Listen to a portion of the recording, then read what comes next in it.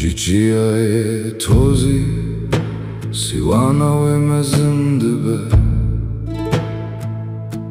Dnavşaxin qira Jehride ve şartiye Stirien xwe hedi ber betava kelandi ve diqelişine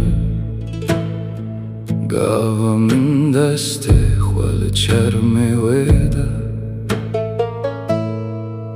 Tiliyên min mand di nav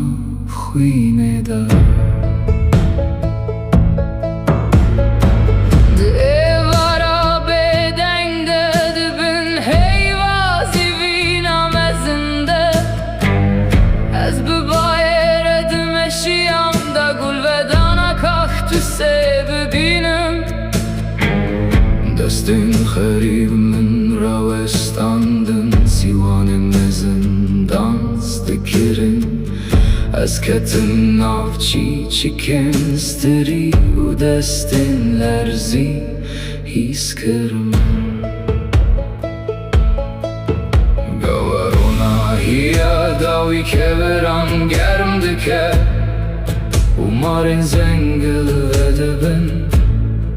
Pisîkên kovî dê werin hestiyên te bibin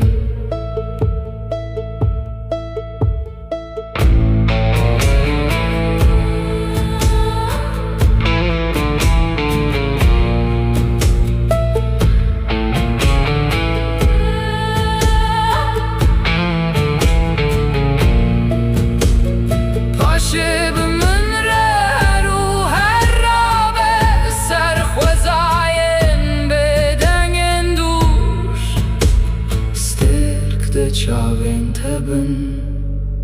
û badê destên min bin